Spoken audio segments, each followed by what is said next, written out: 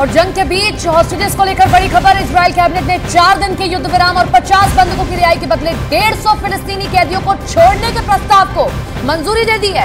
समझौते के तहत 4 दिनों तक गाजा पर हमले रोकने के बदले में हमास 50 बंधकों को एक साथ नहीं बल्कि छोटे छोटे ग्रुप्स में रिहा करेगा। और अगर इजरायल की सेना 4 दिनों के बाद भी युद्ध विराम को जारी रखती है तो हमास 30 और बंधकों को रिहा कर सकता है।